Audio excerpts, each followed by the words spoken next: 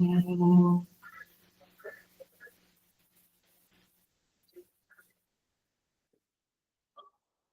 Om.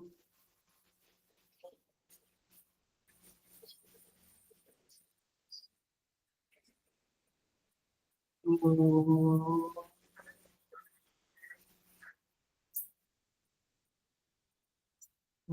सहना भवतु सहनो भुनक्तु सह वीर्यं करवावहै तेजस्विनावधीतमस्तु मा विद्विषावहै ॐ शान्ति शान्ति शान्तिः समस्तजनकल्याणे निरतं करुणामयं नमामि चिन्मयं देवं सद्गुरुं ब्रह्मविद्वरम्.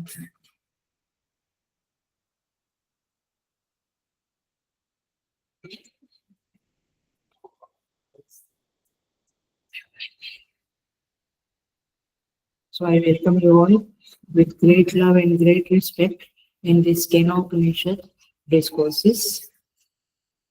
We will start chanting the Shanti.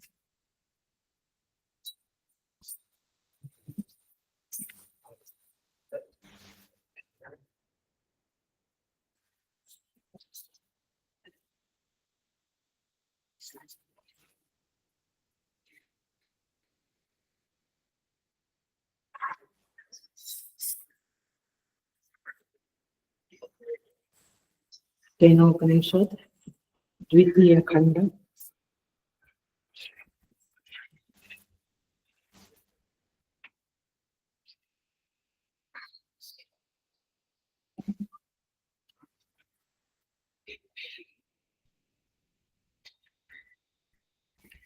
Om Apyayantu Mamangani Vakpranश्चक्षुश्रोत्रमथो बलमिन्द्रियाणि च सर्वाणि सर्वं ब्रह्मोपनिषदं माहं ब्रह्म निराकुर्याम् मा ब्रह्म निराकरोत् अनिराकरणमस्तु अनिराकरणं मे अस्तु तदात्मनि निरतेय उपनिषत्सु धर्माः ते मयि सन्तु ओम शांति शांति शांति।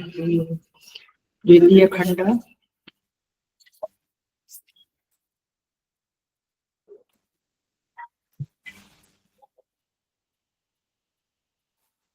मंत्र नंबर 1। यदि मन्यसे सुवेदेति तत्ब्रह्म एव अपि नूनं त्वं वेत्थ ब्रह्मणो रूपम् यदस्य त्वं यदस्य देवेषु अथनं मीमांसमेव ते मन्ये विदितम्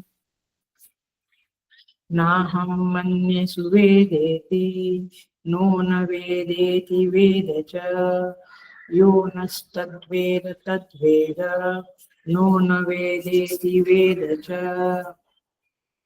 यस्यामतं तस्य मतं मतं यस्य न वेद सः अविज्ञातं विजानताम् विज्ञातम् अविजानताम् प्रतिबोधविदितं मतम् अमृतत्वं हि विन्दते आत्मना विन्दते वीर्यं विद्यया विन्दते अमृतम् इह चेत् अवेदित् अथ सत्यमस्ति न चेत् इह अवेदित् महती विनष्टि भूतेषु भूतेषु विचित्य धीराः प्रेत्यास्मात् लोकात् अमृता भवन्ति।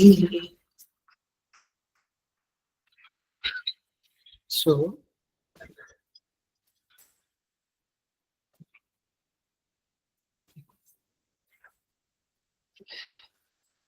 द्वितीय खंड का प्रथम मंत्र में ऋषि कहते हैं, गुरु कहते हैं, यदि मन्य से सुवेद इति, यदि तू मानता है कि मुझे वह ब्रह्म मिल गया है, मैं उसे ठीक से जान गया हूँ, तब ब्रह्म एव अपि। सो द ब्रह्म माने थोड़ा सा, तो तू नूनम तुम वेत्था द ब्रह्म एव अपि, ब्रह्मणो रूपम। तो तू इस ब्रह्म के रूप को थोड़ा सा ही जानता है। यदि तूने कहा कि मैं उसे जान गया हूँ, तो गुरु कहते हैं कि मुझे लगता है कि तू उसे थोड़ा सा ही जानता है। यदस्य त्वम, इस परब्रह्म परमेश्वर का जो स्वरूप यत तू है, इसका जो आंशिक स्वरूप देवताओं में है, वह अल्पमेव, वह अल्प ही है, माने पूर्ण ब्रह्म नहीं है। अथानु मन्ये, इसलिए मैं मानता हूँ। मीमांसम एव ते विदितम, तू जो कहता है कि तूने जान लिया है, तो तू पुनः विचार करना चाहिए। इस श्लोक को, इस मंत्र को हमने पिछले क्लासेस में देखा है, 2 क्लासेस में। आध्यात्मिक रूप ब्रह्म का और अधिदैविक रूप शायद तूने जाना है, बट वह अल्प है। इसलिए तू ब्रह्म को जानता है ऐसा दावा करता है, स्वेद मन्ये स्वेदेति, तो फिर तुझे पुनः विचार करना पड़ेगा। ये हमने पिछले क्लास में अच्छी तरह से 2 क्लासेस में ये भाष्य लेकर समझा हुआ है। आज हम दूसरे मंत्र में प्रवेश कर देते हैं।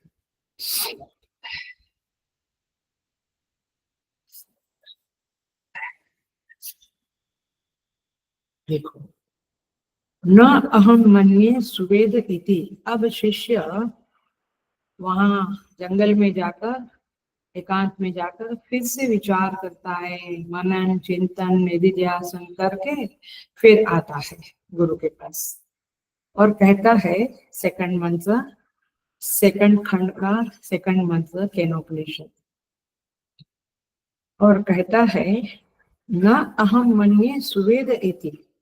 माने मैं, सुवेद माने ब्रह्म को भली भांति जान गया हूँ, इति न मन्ये, ऐसा मैं नहीं मानता। पिछले उसमें क्या कहा, पहले मंत्र में सुवेदेति, मैं जानता हूँ। अब क्या कहता है, मैं नहीं मानता कि मैं उसे अच्छी तरह से जानता हूँ। नो, ये थोड़े क्या बोलेंगे, थोड़े कंफ्यूजिंग लगने वाले हैं, वैसे कुछ खास नहीं है, बट समझ लेना, इसको ध्यान से समझना। नो न वेद इति, सेकंड टुकड़ा, आपको कोमा करना है तो करो। ना हम मन्ये सुवेदेति पहला वाक्य हुआ। अब दूसरा वाक्य है नो न वेद इति, न वेद इति, मैं ऐसा ही मानता हूँ कि नहीं जानता। मैं मानता हूँ कि मैं उसे नहीं जानता। वेद च, च माने और अथवा भी, तो वेद च का तीसरा वाक्य क्या बनेगा, वेद च माने जानता भी हूँ। पहले कहा नहीं जानता हूँ, सबसे पहले कहा मैं उसे अच्छी तरह से नहीं जानता हूँ, फिर कहा कि मैं मानता हूँ कि मैं नहीं जानता हूँ, फिर कहता है जानता भी। समझ में आया ये श्लोक, ये मंत्र कैसा टेढ़ा है, समझ में आ गया है। बट ये ऐसे ही ब्रह्म के बारे में बोलना पड़ेगा, समझना पड़ेगा। सो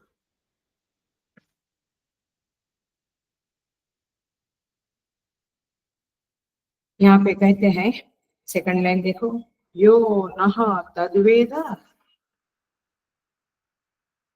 तद्वेद, यह माने जो कोई, माने हम शिष्य में से जो कोई, नह माने हम, यह माने जो कोई, हम में से जो कोई, तद्वेद,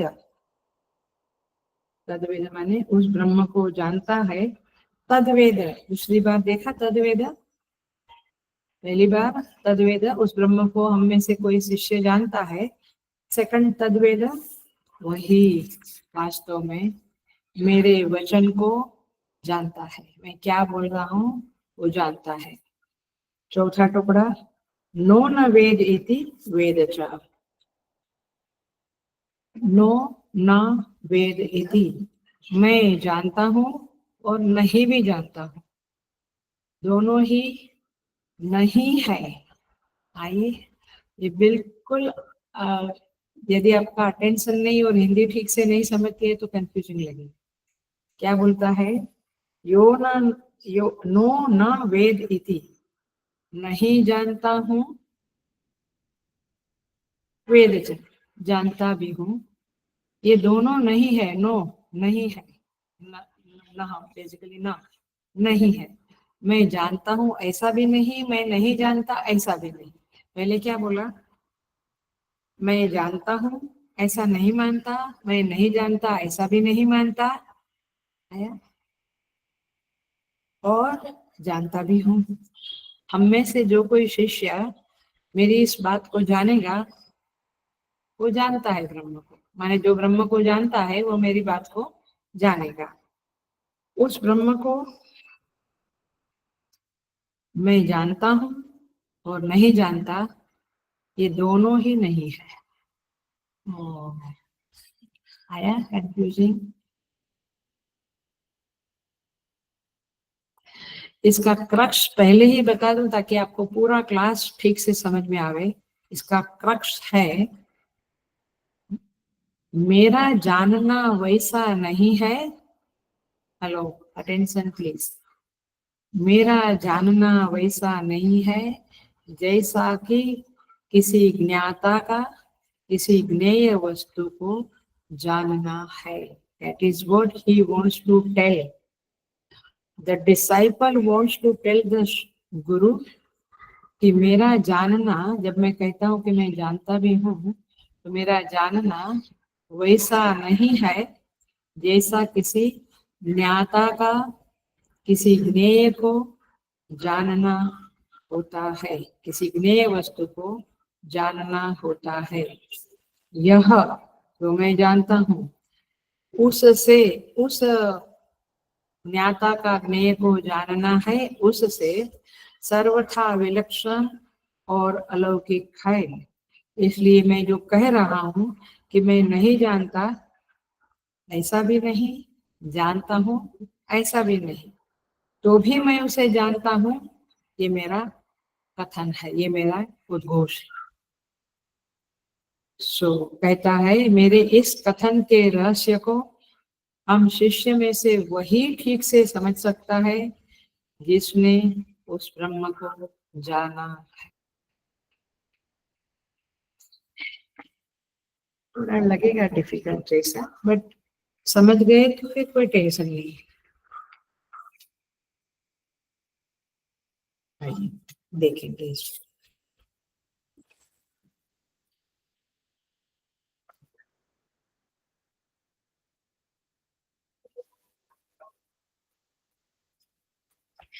शिष्य को जब गुरु ने पिछले श्लोक में, पिछले मंत्र में विचलित किया कि तू जरा सोच कि तूने सच में ब्रह्म को जाना है या तू ऐसे ही बोल रहा है।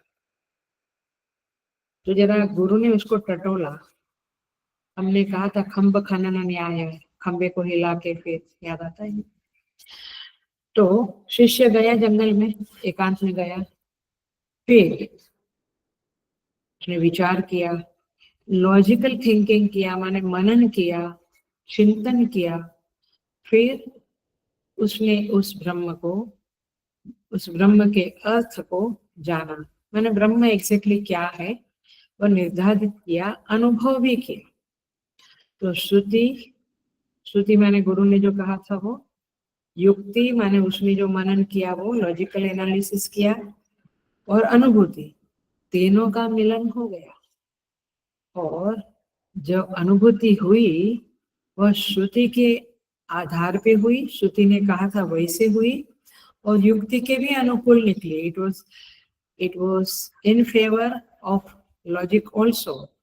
तो युक्ति और श्रुति और अनुभूति तीनों के अनुकूल, जब तीनों का मिलन हुआ, तीनों के अनुकूल जब एक बात सिद्ध हुई, तो फिर वो आचार्य के पास आया और उसने कहा कि मैं ऐसा मानता हूँ कि अब मैंने ब्रह्म को जाना है। क्लियर बोला, मैं अब मानता हूँ कि मैंने ब्रह्म को जाना है। आचार्य पूछते हैं कि कैसे जाना?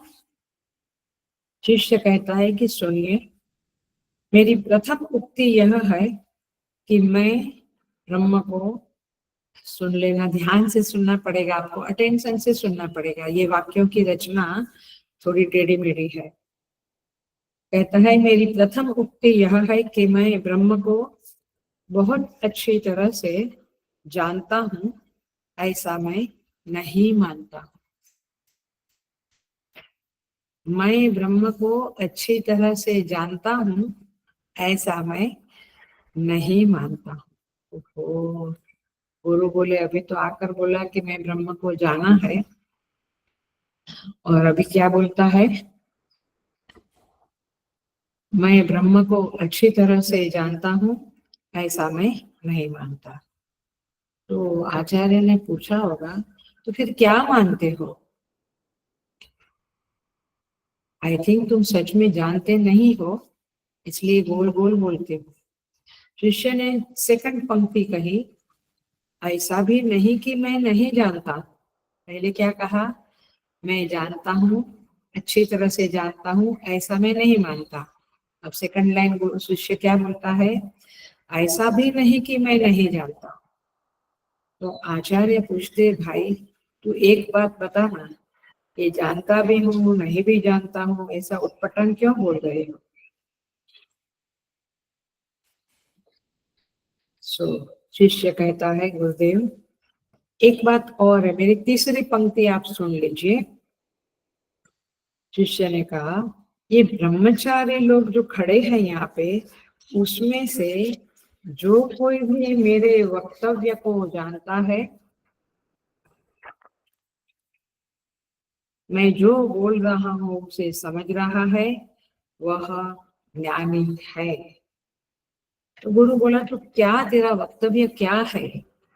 तो शिष्य फिर से बोलता है, ऐसा नहीं कि मैं नहीं जानता, मैं जानता भी हूँ और मैं नहीं भी जानता, ये मेरा वक्तव्य है। उसने क्लियर बोल दिया। अब गुरु कहते हैं, आचार्य कहते हैं, तुम सीधा सीधा बोलो कि ब्रह्म का ज्ञान मुझे नहीं है। तो शिष्य कहते, नहीं नहीं, मैं ब्रह्म को जानता भी हूँ और नहीं भी जानता। तो आचार्य कहा, तुम कॉन्ट्रडिक्टरी बात कर रहे हो बेटा, तुम क्या बोल रहे हो तुम्हें समझता है? परस्पर विरोधी बोल रहे हो। एक तरफ कहता अच्छी तरह नहीं जानता, फिर कहता है मैं नहीं जानता, ऐसी बात नहीं है, मैं जानता भी हूँ, फिर कहता है कि नहीं नहीं मैं नहीं जानता हूँ। तो स्वीकार करो कि तुम्हें ज्ञान नहीं हुआ है। Just accept it that you don't have got a Brahma ज्ञान।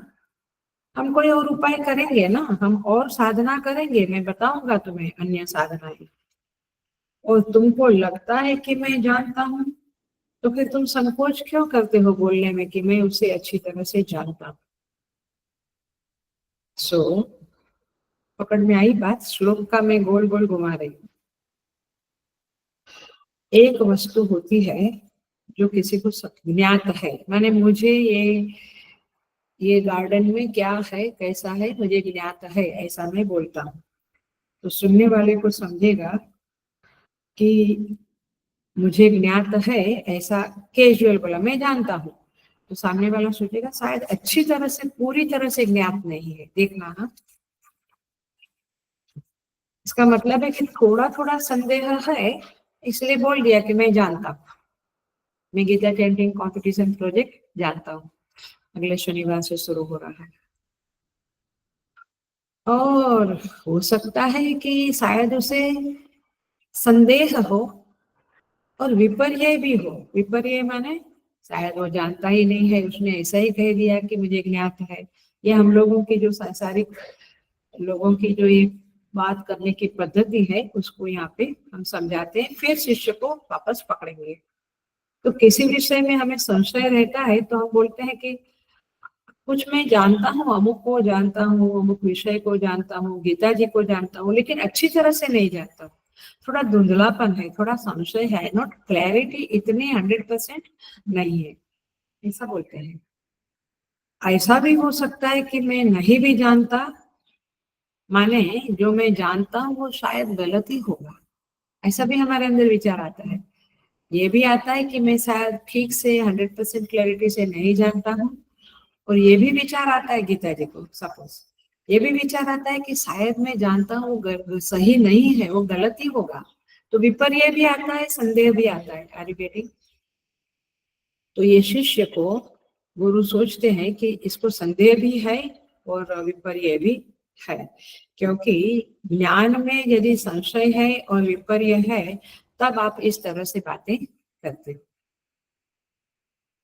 और सच बात तो यह है, ये संशय और विपर्य अनर्थकारी है। किसी भी चीज में संशय है और फिर विपरीत बुद्धि है तो दोनों ही चीजें आपका नुकसान करने वाली है, अनर्थकारी है। क्योंकि संशय हो गया तो गति नहीं होती है। जब हम गाड़ी लेके जाते हैं, बहुत एड्रेस का बहुत क्लैरिटी नहीं है, तो जहाँ मोड़ आता है तो हम सोचते इधर की तरफ लूँ, राइट लूँ या लेफ्ट लूँ, कहाँ से लूँ, है ना? तो गति थोड़ी रुक जाती है। किसी के ऊपर शंका हो जाए तो उससे आप सेवा नहीं लेते हैं, आप कहते रहने दो, क्योंकि आपको लगता है कि ये गड़बड़ कर डालेगा। कोई भोजन बनाता है आपका, आपको संशय आया तो कहते हैं मत बनाओ, आप वो भोजन नहीं खाते हैं। सो आपके पास संशय आया तो आपकी बुद्धि निष्प्रभावी हो जाती है। You are not able to experiment या execute that knowledge into the life. Shruti ने कहा है सत्यम वद, बट आजकल के जमाने में इतना इजी नहीं है। ऐसा आपके अंदर आया तो फिर आप सत्य बोलने से हिचकाओगे। आप यू विल थिंक कि मैं बोलूं कि ना बोलूं, जबकि जिसको विश्वास है, 100% क्लैरिटी है कि सत्यम वद, सत्य सत्यमेव जयते, सत्य से ही जय होगी, तो वो व्यक्ति सत्य बोलने में संकोच नहीं करेगा, वो झूठ बोलने के बहाने नहीं ढूंढेगा, या वो रुकेगा नहीं। आया? क्योंकि वो जो ज्ञान है सत्यम वद शास्त्र का, फिर वो आपका मार्गदर्शक नहीं बनेगा if you are confuse, if you don't have clarity. So यहाँ पे बात ये है कि ज्ञान होते हुए भी कोई कह दे हाँ ठीक है मैंने ऐसा सुना था, कभी देखते हैं हम लोग व्यवहार में सब सुनते हैं, शायद बोलते भी है ठीक है, शायद मैंने सामने वाली व्यक्ति जब हमारी बात को काटती है तो हम कहते हैं ये मैंने सुना था, you know, like I am not 100% true. तो आपकी विपर्य बुद्धि बन जाती है, ऐसा कोई कहेगा तो आप कहेंगे अरे यार ये तो कहते सुना था तो सच होगा कि नहीं, तो आपकी विपरीत बुद्धि बन गई उसके बारे में, संदेह नहीं विपरीत बुद्धि बन गई, जैसे रस्सी में सर्प देखने लगे। समझ में आ रही है बात?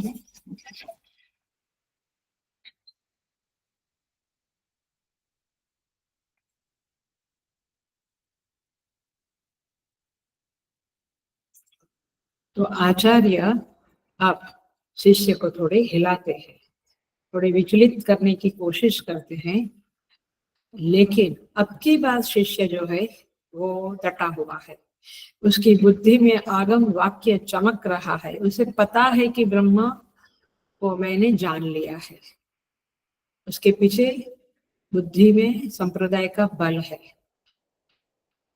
क्योंकि आगम वाक्य जो है, श्रुति का वाक्य जो है, ध्यान से सुनना आप लोग भी, क्योंकि यदि श्रुति का वाक्य याद नहीं है तो बातें समझेगी नहीं।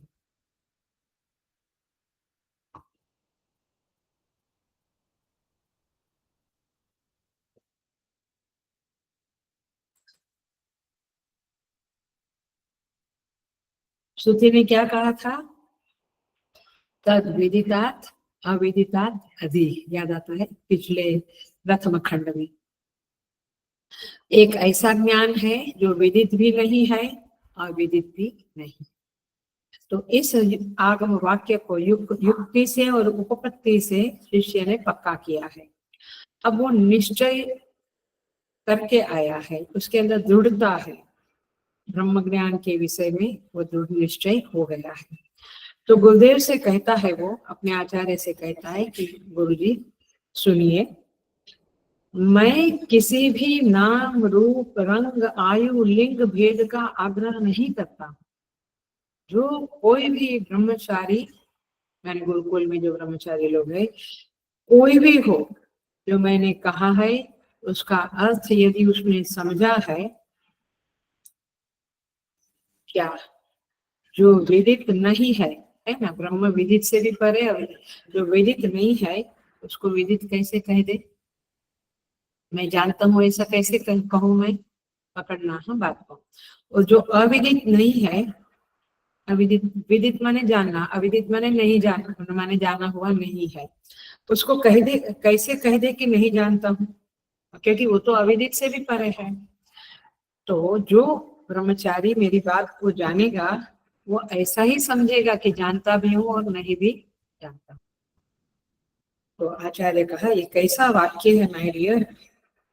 शिष्य ने कहा, गुरुदेव यह आगम वाक्य का ही वाक्यांतर है। ये बड़ा महत्व का सेंटेंस है। शिष्य क्या कहता है? ये आगम वाक्य जो है, श्रुति वाक्य जो है, उसका ही वाक्यांतर है, माने उसको अलग तरह से बोला है, दैट्स इट। हम कहते हैं लेफ्ट की तरफ नहीं जाना, हाँ, दूसरा कहते हैं राइट की तरफ जाना है। तो left and right opposite, but वाक्य रचना का मीनिंग एक ही होता है। तुम कहते हो लेफ्ट की तरफ मत जाना, दूसरा कहते हैं राइट की तरफ जाना, दोनों बात एक ही है। तो श्रुति ने जो कहा है विदितात् अधि अविदितात् अधि, और मैं जो कहता हूँ कि मैं जानता नहीं हूँ और जानता भी हूँ, तो उसी का वाक्यांतर है। माने वो अविदित नहीं है, वो अनजाना नहीं है, मैं जानता भी हूँ, और वो विदित नहीं है तो मैं नहीं जानता हूँ। तो श्रुति का ही वाक्यांतर मैं कह रहा हूँ। क्लास सीरियस है, थोड़ा आपको अटेंशन से ही समझना पड़ेगा, अच्छे से अटेंशन रखना पड़ेगा, तब जाके समझेंगे।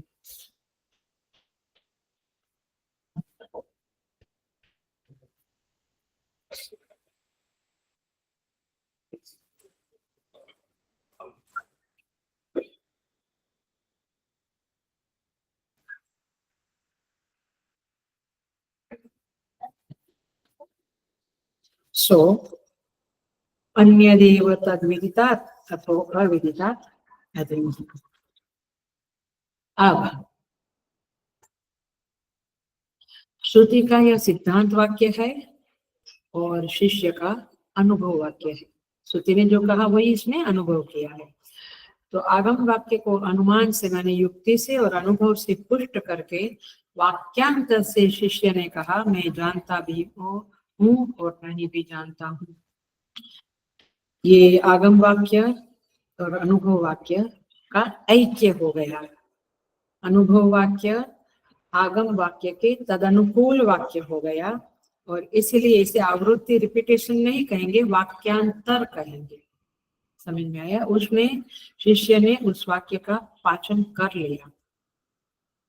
जब अर्थ ग्रहण हो गया तो फिर वाक्यांतर करने में समस्या नहीं आती है। ये बहुत महत्व का वाक्य मैंने बताया है। जब अर्थ ग्रहण हो जाता है, आप बात को समझ लेते हैं, फिर आप उसको अलग तरह से रखें तो आपको बहुत समस्या नहीं है। You can put it. If you are not clear, आपने अर्थ का ग्रहण नहीं किया है, तब जाके आपको वाक्यांतर करने को नहीं जमेगा। आया? फिर आप रिपीट करेंगे, केवल रिपीट करेंगे श्रुति की बात। एक बार पक्का हो गया तो फिर आप वाक्यांतर करो। शिष्य ने वाक्यांतर करके आगम के अनुकूल ही बताया। अब देखो, यदि वो गुरुकुल में जो बच्चे हैं वो मंद बुद्धि है कोई, तो उनकी ज्ञेयत्व विषयक धारणा को निश्चयात्मक बनाने के लिए भी ये ब्रह्मचारी जो एकांत में जाकर आया, उसने एक गर्जना की। यदि कोई मंद बुद्धि है तो उसको लगेगा कि जैसे मैंने कुर्सी को जाना, पेड़ को जाना, ऐसे जाना होगा। तो इसलिए शिष्य ने परफेक्टली घोषणा की कि मैं जानता भी हूँ, नहीं भी जानता। तो इस तरह से यहाँ पे डिक्लेरेशन होता है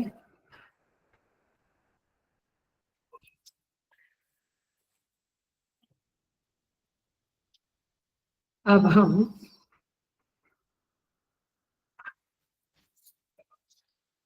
थोड़ा सा भाष्य एक टच करती हूँ ताकि आपको पता चले कि कैसे भाष्य में भी लिखा है। मैं वही बात बताती हूँ, इसमें ज्यादा कुछ है नहीं। शिष्य का भाष्य पेज नंबर 63 है मेरा, आपका 68 है। मैं भाष्य पढ़ती हूँ केवल।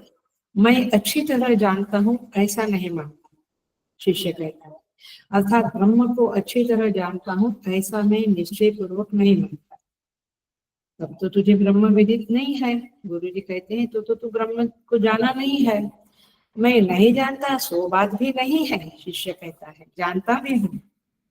सो मूल के वेद च इस पद समूह से च शब्द से नहीं भी जानता, ऐसा अर्थ लेना चाहिए।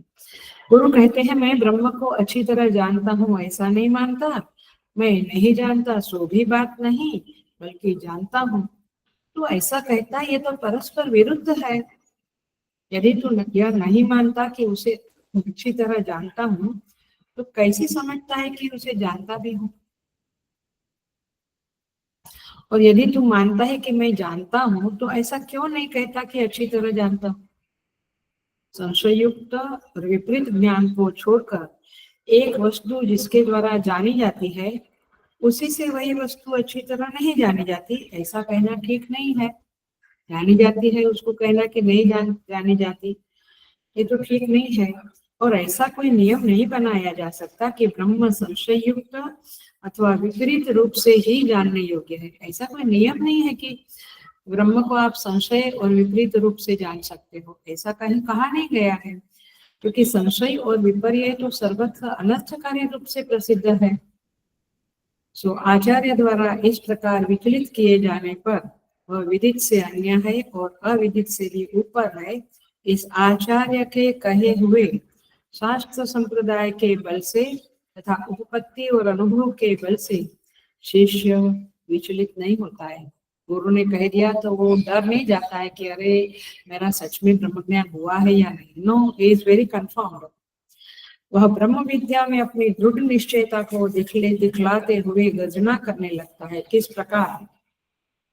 वो कहता है, ब्रह्मचारियों के सहित हम शिष्यों में से जो मेरे कहे हुए इस वचन को तत्वतः जानता है, वही उस ब्रह्म को जानता है। माने जो ब्रह्म को जानने वाला है, मेरी इस बात को समझ जाएगा। तो क्या वचन है? शिष्य कहता है, मैं नहीं जानता ऐसा भी नहीं, मैं जानता भी हूँ।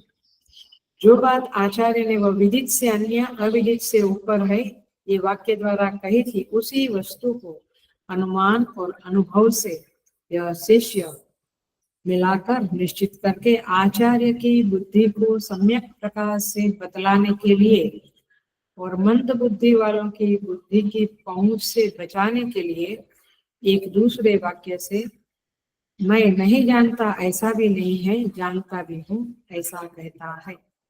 ऐसा होने पर हम में से जो इस वाक्य के मर्म को जानता है वही जानता है, यह गर्जना उचित हो सकती है। इस तरह से यहाँ पे सेकंड मंत्र पूरा होता है। हम तीसरे मंत्र में प्रवेश कर जाते हैं। अब तीसरा मंत्र कहता है, यस्य अमतम तस्य मतम, पहला टुकड़ा, पेज नंबर 73। यस्य अमतम तस्य मतम, ब्रह्म जिसको ज्ञात नहीं है उसी को ज्ञात है। मतम शब्द माने वो उसका निश्चय है, वह उसका चिंतन है, वह उसको ज्ञात है। काफी अर्थ ले, जब हम कहते हैं ये मेरा मत है, बस दैट्स फाइनल। तो माने मत कहाँ से निकला?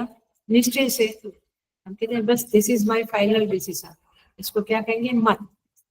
तो यस्य अमतम, जिसको ज्ञात नहीं है उसी को ज्ञात है। देखो श्रुति माता फिर से थोड़ा ऐसा ही बोलती है, मतम यस्य न वेदसः, और जो कहता है कि उसको ज्ञात है वो वास्तव में उसको नहीं जाना।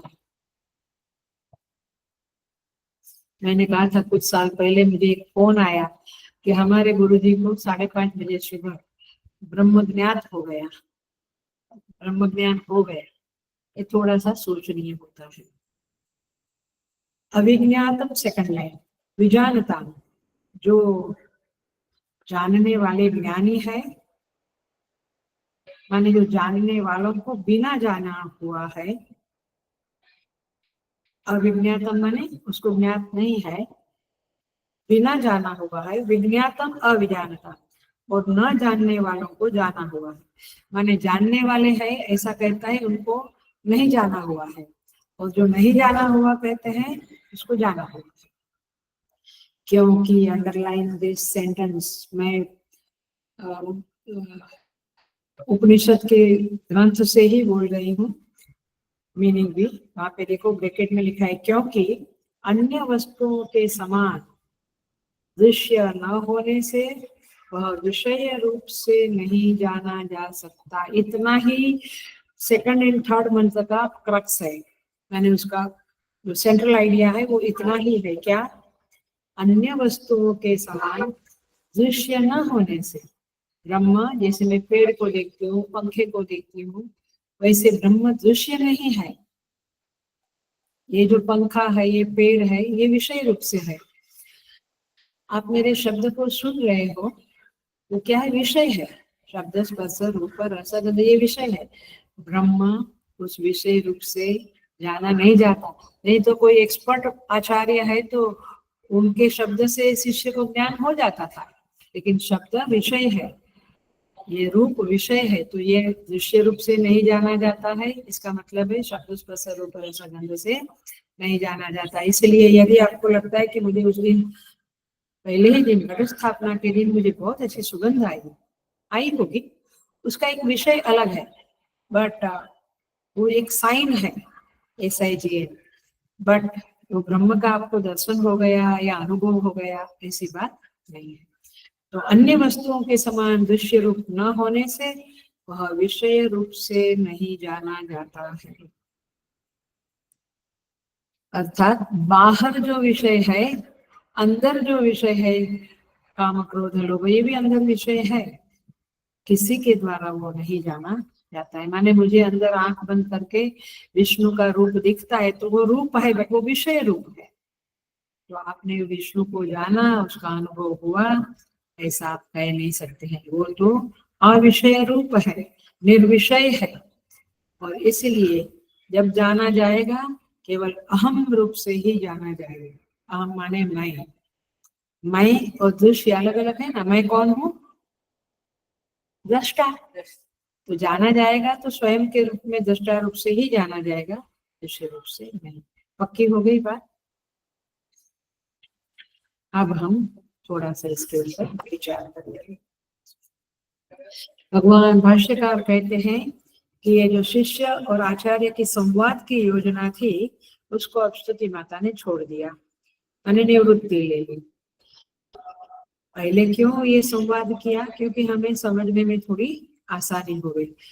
संवाद में क्या होता है? प्रश्न होता है, उत्तर होता है, फिर थोड़ा गुरु विचलित करते हैं, शिष्य कहाँ गलती करता है उसको समझाते हैं, फिर ज्ञान को दृढ़ करते हैं, और फिर वह अनुभव कर लेता है। तो ये एक पद्धति है पिछले वंशों में जो बताया वो। अब यहाँ पे गुरु शिष्य संवाद खत्म हो गया। अब स्तुति माता स्वयं निष्कर्ष बताती है कि ऐसा है, यस्य अमतम तस्य मतम, यस्य मतम तस्य अमतम। सो ये बात को जरा सा हम समझ ले और फिर आगे बढ़ते हैं। तो स्तुति माता स्वयं अर्थ का बोध कराती है, और प्रश्न जो शुरू किया, केने शीतम पतति प्रेषितम मनः, जो पहला मंत्र पहले खंड में शुरू किया, तब से लेकर द्वितीय खंड का मंत्र 2 तक संवाद चला, गुरु शिष्य का संवाद चला। अब खत्म हो गया। अब कंक्लूजन कह देती है श्रुति माता, केने शीतम पतति प्रेषितम मनः। तो किसी ने खूब श्रवण मनन किया है तो यह निर्णय निकलता है कि यह जो ब्रह्म है वो मनन का विषय नहीं है, पक्का करो। माने वो विषय रूप से प्रकट ही नहीं हो सकता है। तो जब हमें कहते हैं गुरुजन की बहुत मनन करो, चिंतन करो, निधिध्यासन करो, तो क्या नहीं करना? करना है। बहुत घनघोर मनन चिंतन करो, घनघोर श्रवण करो, खूब श्रवण करो। लेकिन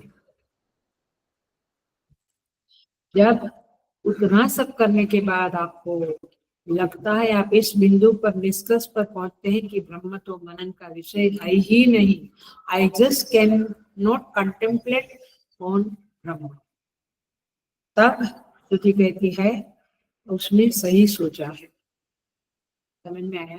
then he is a right disciple to go ahead. क्या सोचा उसने? ब्रह्मा ये मनन का विषय नहीं। मैं कितना भी सोचूं कि ये बांसुरी, ये पंखा और पंखा, ये सब कितना भी वो ब्रह्म सर्वव्यापी है, ऐसा है वैसा है, लेकिन वो मनन का विषय ही नहीं है। You just can not think about him, ब्रह्म। तो उसने सही सोचा है।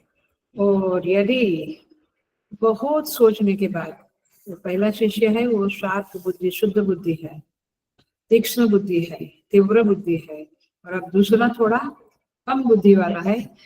वो कहते हैं, जब आप सुन लेना, ये पूर्व पक्ष उत्तर पक्ष की तरह से हम बोल रहे हैं, भाष्य में भी वैसा ही कहा है। जब वो कहते हैं, वो माने वो थोड़ी कम बुद्धि वाले कहते हैं कि आप कहते हो कि ब्रह्म है, अस्ति अस्ति अस्ति, है, तो फिर हम क्यों नहीं सोच सकते? आप कहते हैं कि पौधा है, तो हम पौधे के बाद देख के सोचते हैं, या पौधे के बारे में भी यूट्यूब से या टीवी से सुनते हैं। आप कहते हैं कि यूक्रेन का युद्ध चल रहा है, तो हम टीवी में देखते हैं। तो जब कुछ चीज है या हो रही है, तो वो तो फिर मनन का विषय बनती है, वो तो फिर दृश्य रूप में बनती है। तो उसको हम नहीं सोच सकते, ऐसा कैसे बोलते हैं आप? वो हमारी बुद्धि के घेरे में क्यों नहीं आएगी? यदि वस्तु है तो हमें मालूम पड़ना चाहिए। Are you getting the point? लेकिन ऐसा वह सोचता है, तो वो व्यक्ति, वो साधक वास्तव में ब्रह्म को कभी भी जान नहीं सकता है, क्योंकि वो विषय है ही नहीं। बट इसका क्या आग्रह है कि मैं तो उनको देखूंगा, मैं तो उनसे बात करूंगा, ऐसा वो है ही नहीं। भाई तत्वमसि वो तू ही है, तो उससे क्या, वो पराया सेकंड पर्सन है ही नहीं। तो श्रुति माता उसको मूर्ख नहीं कहती है, वो नहीं जानता ऐसा नहीं कहती है, बट क्या कहती है? मतम यस्य न वेदसा, जो जानने के लिए तत्पर है अथवा जानता हूँ ऐसा कहता है, वो वास्तव में नहीं जानता है, क्योंकि वो जानने की चीज ही नहीं है। में आ रही है बातें? सो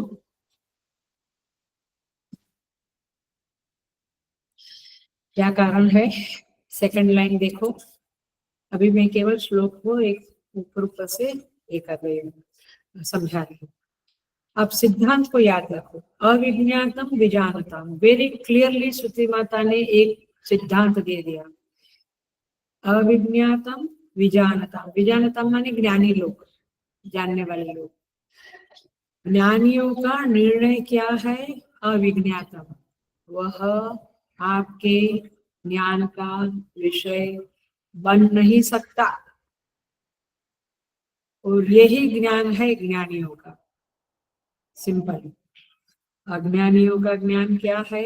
ना ना, हम तो उसे जानते हैं, क्योंकि हमने आचार्य जनों से सुना है, वो सर्वव्यापी है, वो निर्विषय, निर्गुण, निराकार, हमने बहुत कुछ हम जानते हैं उसको। तो अज्ञानी लोग कहते हैं कि वह विज्ञात है। विजानता अविज्ञातम, और अविजानता विज्ञान। अविजानता माने अज्ञानी। क्या कहते हैं? विजानता, हम जानते हैं। विजानता माने ज्ञानी है, वो क्या कहता है? अविज्ञातम, वो जानने वाली, जानने की चीज नहीं है। ये श्रुति वाक्य है। श्रुति माता स्वयं इस तरह से अर्थ का बोध कराती है। थोड़ा कुछ पकड़ में आ रहा है? कंफ्यूजिंग है, बट जब आप इसको समझेंगे तब समझेगा कि हाँ, मुझे लगता था कि ब्रह्म को मैं जान सकूंगा। You can.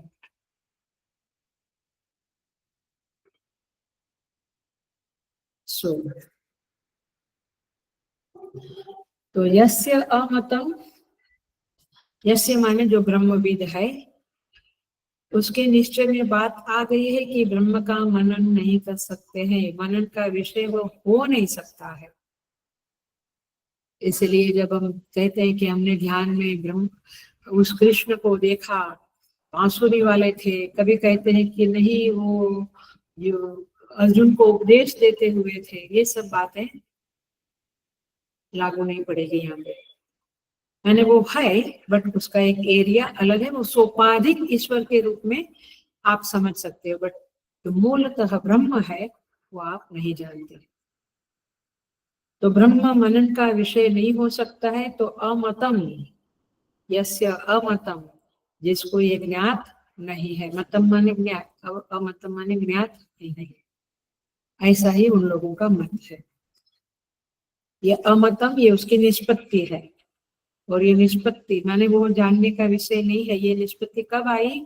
बहुत सोचा, बहुत श्रवण किया, बहुत मनन किया, उसके बाद उन्होंने पकड़ा कि वह मनन का विषय किसी भी तरह से हो नहीं सकता है। अब दूसरे लोग जो है थोड़े मंद बुद्धि का हो अथवा थोड़े कम बुद्धि वाले, वो मनन करते हैं और उन्होंने मनन करके कहा कि हाँ वो मनन का विषय बन जाता है, और इसीलिए यहाँ पे श्रुति माता लिखती है मतम यस्य न वेद सहा, जिसने कहा कि वो मतम है, वो मनन का विषय बन सकता है, वो वास्तव में नहीं जानते हैं। उसके को पकड़ा। मेरे ख्याल से बहुत बहुत बहुत इम्पोर्टेंट श्लोक है अथवा ये वाक्य है, इसलिए हम इसे अच्छी तरह से जान ले, कंटाल ना करें कि भाई ये कुछ समझता नहीं। थोड़ा बुद्धि को स्थिर करके, शुद्ध करके, भजन करके, जप करके पढ़ो, आपको समझेगा। एक बात ये पक्की हो गई कि ब्रह्म मनन का विषय हो नहीं सकता है, तो फिर आप उसको अहम के रूप में जानना चाहेंगे। तब जब तक ये नहीं पता चला तब तक आप बाहर ही कोई ब्रह्म है ऐसा सोचते रहेंगे, फिर उसका मनन करेंगे वो सर्वव्यापी है, मैंने तू क्या है, नहीं मैं तो उसको जानने वाली, जानने वाला, ऐसे नहीं है। तो ये बात आपको पक्की करनी है। तो यहाँ पे कहते हैं कि ब्रह्म का मनन हो सकता है, ऐसे अज्ञानी लोग मानते हैं। ज्ञानी कहता है कि वह मनन के दायरे में आता ही नहीं है।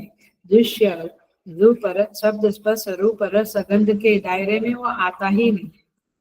तो दो मत बने, एक शुद्ध बुद्धि वाला, एक थोड़ा मंद बुद्धि वाला। तो एक का मत हुआ मनन का विषय नहीं होता। देखना ये कल्पना नहीं है, ये ख्यालात नहीं है, ये कोई अपनी रुचि के अनुसार बोल दिया ऐसा नहीं है, कुछ भी नहीं। उन्होंने बहुत बहुत समझा है, पढ़ा है, तब जाके।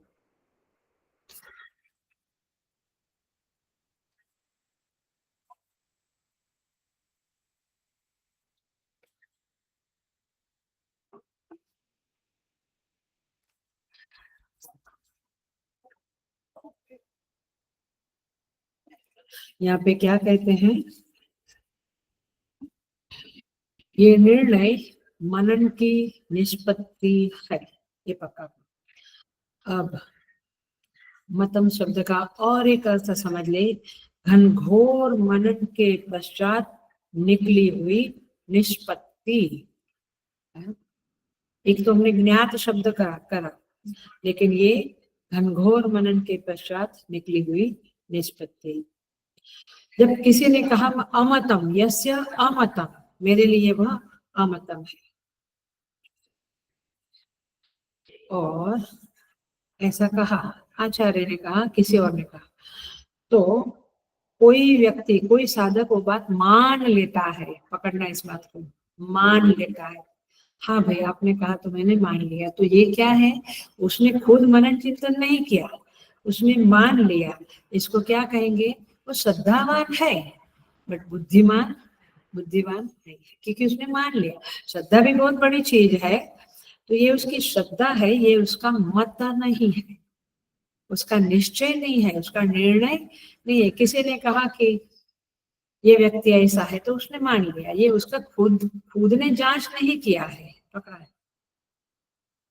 तो वो लोग विचार करने में असमर्थ होते हैं, they are not capable of thinking या डूइंग एनालिसिस या कंटेम्पलेशन, ऐसा कुछ नहीं कर सकते वो। तो ये श्रद्धालु लोग हैं, समर्पित भी होते हैं। देखो, वे चाहे सेक्युलरिज्म वाले हो या आध्यात्मिक जगत वाले हो, दोनों में सेम कैटेगरी के लोग रहते हैं। जो कम्युनिस्ट लोग हैं, हम कई कई कई माने मेरे भी परिचय में आए हैं, बोलते हैं हम लोग कम्युनिस्ट हैं। तो वे मार्क्स को पढ़ा है क्या? जो उनका लीडर है, उनका जो प्रचारक माने मेन फाउंडर है मार्क्स, उसको उन्होंने पढ़ा है क्या? उनको उन्होंने समझा है क्या? वे तो कोई लीडर ने कहा तो लाल झंडा लेके निकल गए। सो ऐसे अध्यात्म जगत में भी लोग होते हैं, they will never be able to realise Brahman. क्यों?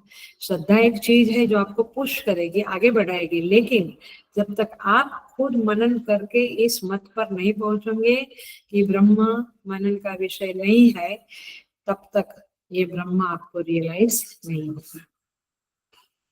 इसने श्रवण मनन निधिध्यासन बहुत किया है, चिंतन में समर्थ है और खूब चिंतन करके परिणाम तक पहुंचा है, उसने अपना मत बनाया है कि ये ब्रह्म जाना नहीं जा सकता है। और जब इस तरह से आप अपना मत बनाते हैं तो आपको कोई विचलित नहीं कर सकता है, गुरु भी नहीं। समझ में आया? क्योंकि गुरु को भी आप कहेंगे कि नहीं मैंने ठीक से समझा है, मैंने उस ब्रह्म को रियलाइज किया है। देखो, लौकिक एग्जाम्पल दूं, कई बार लोग साधु बन जाते हैं, शिव मिशन जैसे संस्थाओं में ब्रह्मचारी बन जाते हैं, बोलते हैं कि जीवन में इस अध्यापन को समर्पित कर दूंगा और ज्वाइंट कर लेते हैं।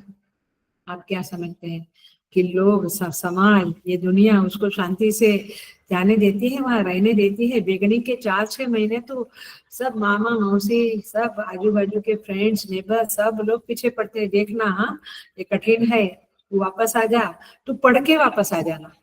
फिर बाद में येलो दीक्षा नहीं लेना, पीले कपड़े वस्त्र नहीं लेना, साधु नहीं बनना, पहले से ही ठोकते रहते हैं उसके दिमाग में। और कहते हैं कि देख यहाँ जॉब मिल रहा है, देखो हमने पढ़ा, तुमको जॉब मिला, हमने मैसेज आया, इतना भी आप करो, वो नहीं सुनता है, क्योंकि उसने मत बना लिया है कि मैं इस मार्ग पे ही जाऊंगा, क्योंकि यही मार्ग श्रेयस्कर है, कल्याणकारी है। जब उसकी बुद्धि में ये बात पक्की हो गई, जैसे मैंने पहले एग्जांपल लिया था सत्यम वद, ये पक्का हो गया तो आप जीवन में सच झूठ के बारे में संदेह नहीं करेंगे, कॉम्प्रोमाइज नहीं करेंगे, आप सत्य को चिपक के रहेंगे, सत्य को पकड़ के रहेंगे। लेकिन तो इस तरह से यहाँ पे ये शिष्य बड़ा ही स्ट्रांग है, उसने कह दिया गुरु जी को, यहाँ तक कहा कि मेरी बात को कोई ब्रह्मचारी जिसने ब्रह्म को जाना है वो ब्रह्मचारी जान जाएगा।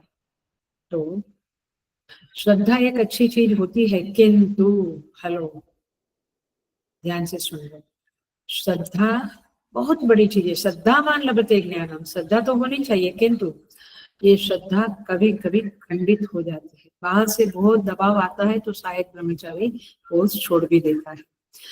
तो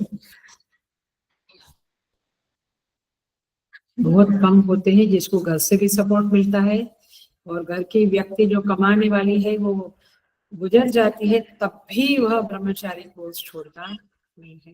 वो कहता है थोड़ा टाइम चला लो, कि छोटा भाई कमाने लगेगा। मैंने ये बहुत ही भाग्यवान लोगों के नसीब में होता है।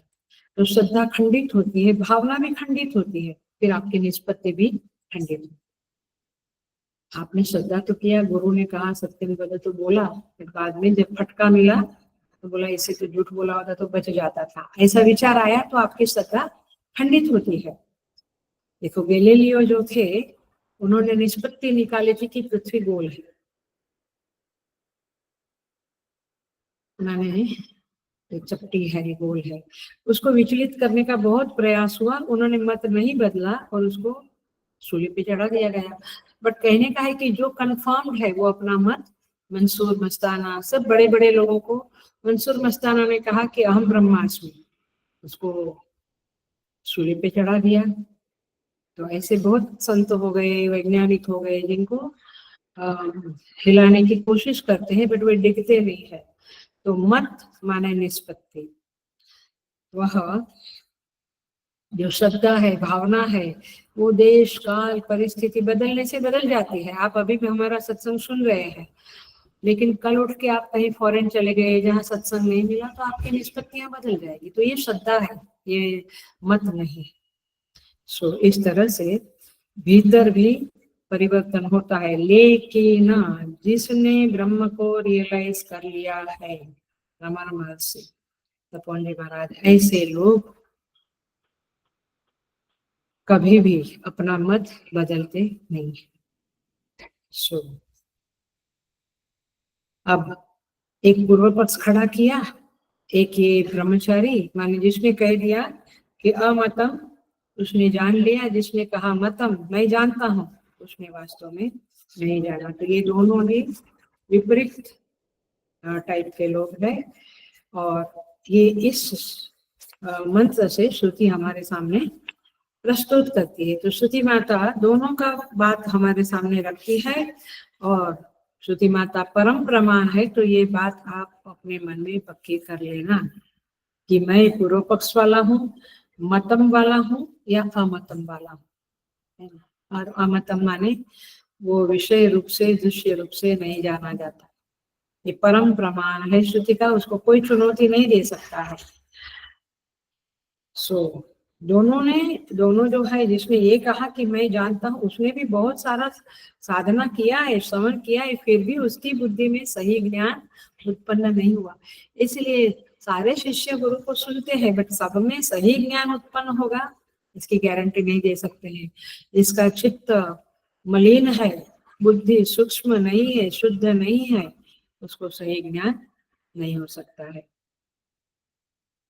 देखो श्रुति माता ने सीधे सीधे कुछ नहीं कहा, लेकिन जिस तरह से वाक्य रचना बनाई है यस्या मतम, ये बड़ी क्लासिक, क्योंकि सब्जेक्ट भी वैसा ही है ब्रह्म का। तो यस्या अमतम तस्य मतम, माने ब्रह्म मनन का विषय नहीं हो सकता है। यही बात इस मंत्र के द्वारा आप पकड़ के रखो। और जो कहता है कि ब्रह्म को जान सकता हूँ, ब्रह्म का मनन हो सकता है, वह कभी भी ब्रह्म को जान नहीं सकता है। तो श्रुति स्वयं बोध कराती है कि जिस ब्रह्मविद का यह निश्चय है कि ब्रह्म अविदित है, अविज्ञात है, अमत है, वही सही है। उसको सम्यक रूप से ब्रह्म ज्ञान हो गया है। लेकिन किसी ने ऐसा निश्चय किया कि मैं ब्रह्म को जानता हूँ, तो ब्रह्म को ठीक तरह से जानता नहीं है। सो अब सेकंड लाइन को देखते हैं जरा। अविज्ञातम विजानताम, श्रुति कहती है जिनका ज्ञान सम्यक है वे तो इसी मत में रहते हैं। हेलो, अटेंशन प्लीज, मैं जो बोलने जा रही हूँ इसको पकड़ लेना। जो जिसको सही ज्ञान हो गया है, उनका ज्ञान सम्यक है, वे इसी निश्चय में रहते हैं कि ब्रह्म कभी भी ज्ञेय रूप से, नोन, KNOWN, नोन माने ज्ञेय रूप से जाना नहीं जा सकता। और अगर कोई ज्ञेय रूप से कोई चीज जानी जा सकती है तो वह ब्रह्म नहीं होगी। आई बात? माने जो कुछ भी मैं इस दुनिया में जानता हूँ, चाहे किसी विषय को, म्यूजिक के डेप्थ को जानता हूँ, एक्टिंग की डेप्थ को, पॉलिटिक्स की डेप्थ को, सब कुछ मैं जानता हूँ, या दुनिया के सब देश देखे हैं, सारी दुनिया घुमा हूँ, सब कुछ जानता हूँ। ठीक है, तू जानता है, अच्छी बात है, लेकिन तू ब्रह्म को नहीं जानता। तो ये अध्यारोपित सुप्रीम पोजिशन को जानता है। लोग कहते हैं मुझे अभी हम दुनिया देख लेते हैं, यूरोप घूम के आए, इधर घूमना बाकी है, ये बाद में हम ब्रह्म ज्ञान के बारे में, उपनिषद के बारे में जानेंगे। उपनिषद इज नॉट लाइन में नहीं आता है कि पहले यूरोप जान लो, फिर बाकी कंट्री जान लो, फिर ब्रह्म। लाइन में नहीं आता है, वो अधिष्ठान रूप में है।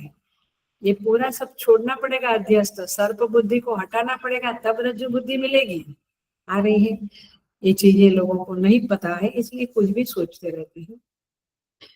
वेदांत के पक्के विद्यार्थी ही लोग ही ये समझ सकते हैं। तो कोई ज्ञेय रूप में चीज है वो ब्रह्म नहीं हो सकती है, चाहे वो कितना ब्यूटीफुल हो, एक्सेलेंट, क्या वहाँ वो क्या दृश्य है, आपको एक बार जाना चाहिए, देखना चाहिए। मैं हंसती हूँ, मैं बोलती हूँ, अब जब अधिष्ठान की शोध में जीवन लगाया है, अब बाहर की चीजों का क्या, सुपर इम्पोजिशन को क्या देखना कि सर्प कितना लंबा था, कितना विषय, उसमें कोई मतलब नहीं है।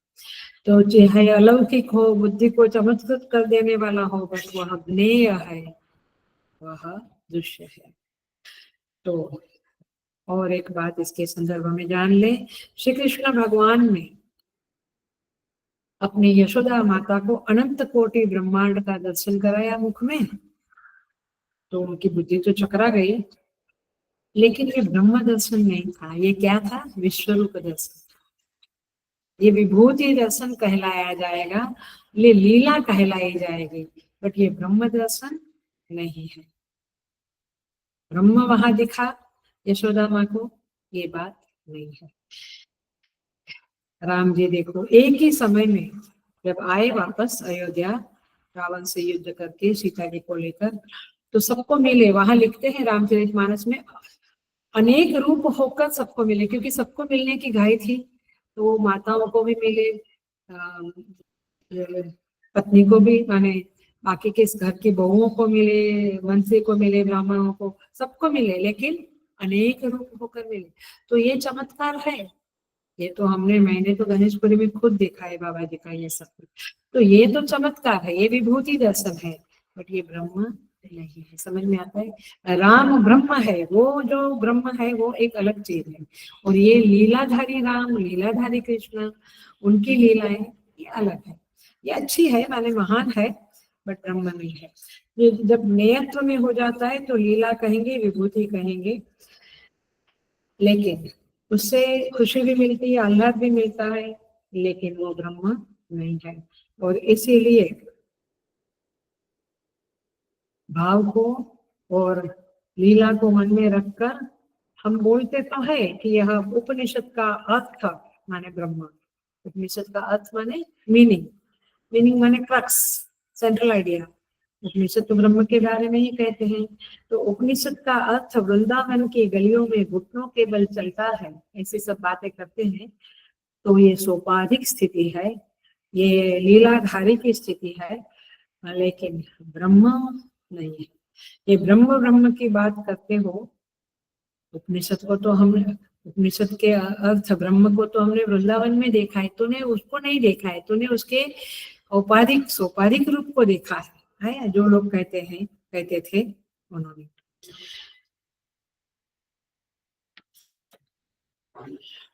तो यहाँ पे श्रुति क्या कहना चाहती है कि ये लोग असम्यक दर्शी है, वे सम्यक दर्शन की योग्यता को नहीं रखते हैं। कौन? जो लीलाओं को जानते।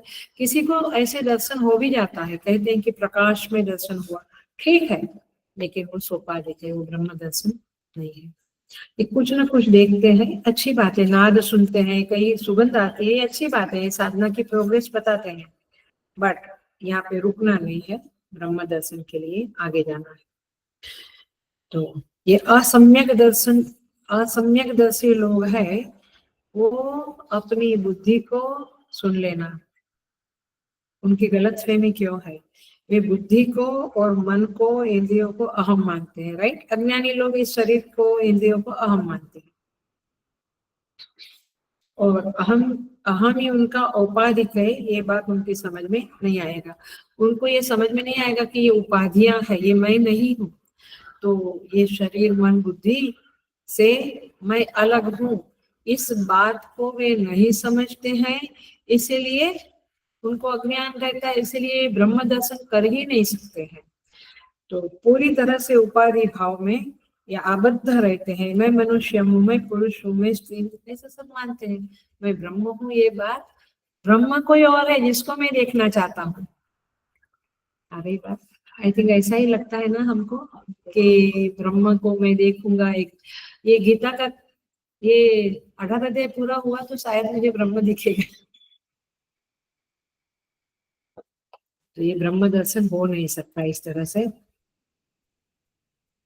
तो ये लोग भी अच्छे हैं, साधना में बहुत आगे बढ़े हुए लोग हैं, लेकिन तीक्ष्ण बुद्धि वाले हैं, मेधावी है, लेकिन उनका थोड़ा सा गड़बड़ है समझ में। और इसी समझ को, इसी गड़बड़ समझ को स्पष्ट करने के लिए श्रुति माता ने तीसरा मंत्र कंक्लूजन के रूप में, निष्पत्ति के रूप में कहा है। दुनिया में लोग लगभग इसी तरह से समझते हैं कि ब्रह्मा पर है, दूसरा है, विषय रूप में है, और हम कभी ना कभी उनको जानेंगे। सो इस तरह से लोग सावधान हो जावे। और श्रुति कहती है कि ये बात मैं इसलिए रखती हूँ क्योंकि पूर्व पक्षी साधक लोग ऐसा ही, उसको पूर्व पक्ष के रूप में रखा क्योंकि कई साधक लोग ऐसा ही मानते हैं। उनके द्वारा अथवा उनको प्रभु की कृपा से यह विवेक बुद्धि, ये उपाधि और मैं का अलगाव, ये दोनों अलग अलग है, मनोबुद्धि अहंकार चित्तानिया, ये अलगाव उनकी बुद्धि में सिद्ध नहीं हो पाता है क्योंकि वे इतने दुनिया में डूबे हुए, शास्त्र पढ़ते हैं, मनन चिंतन ज्ञान जपा करते हैं, बट उनका दुनिया के प्रति इतना लगाव है, इतना राग है, वो दुनियादारी में भी डटे हुए लोग हैं।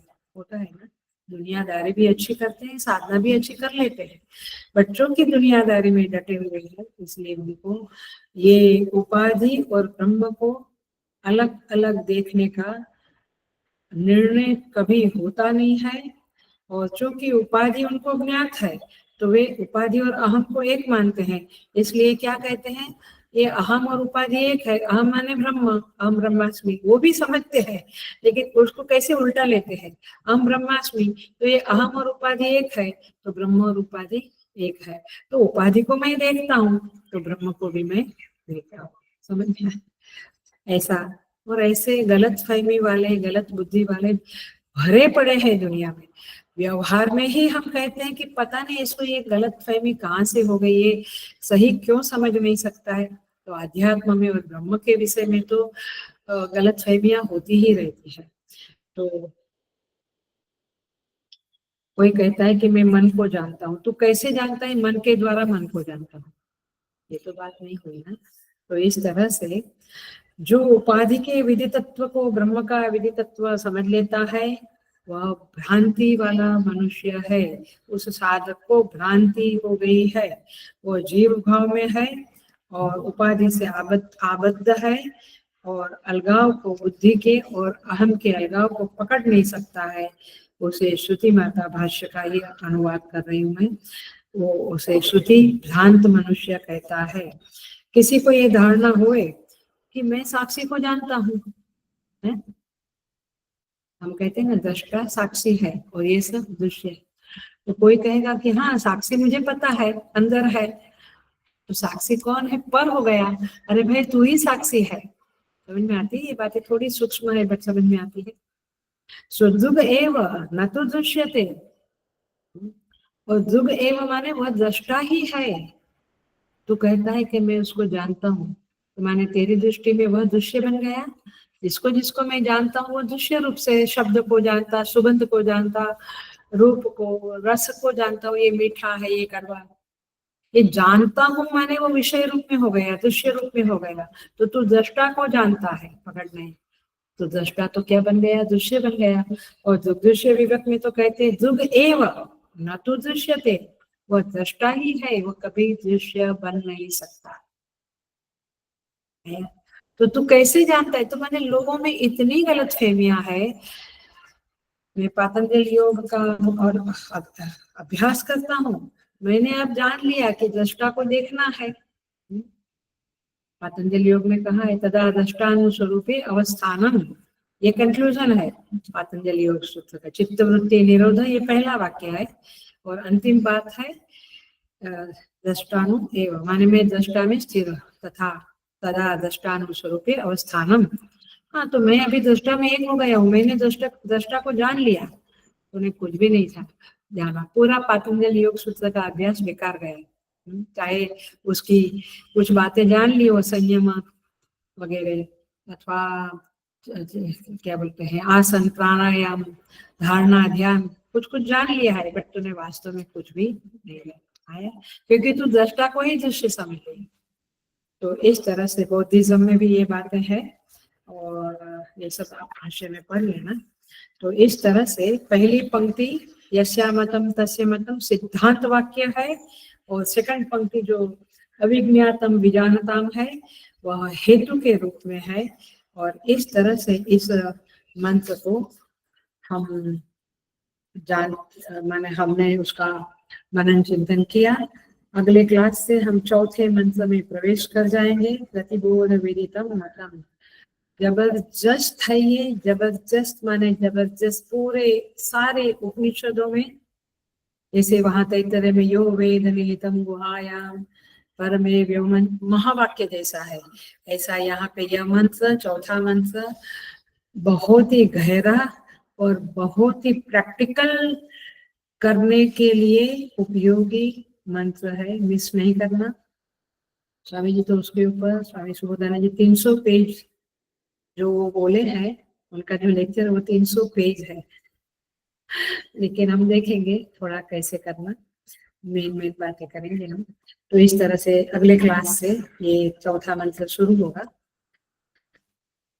मिस नहीं करना। अगेन कहती हूँ प्रैक्टिकल है, बहुत ही जबरदस्त उपयोगी मंत्र है। ओम पूर्णमद पूर्णमिदं पूर्णात् पूर्णमुदच्यते पूर्णस्य पूर्णमादाय पूर्णमेवावशिष्यते। ओम शांति शांति शांति। हरि ओम। श्री गुरुभ्यो नमः। हरि ओम।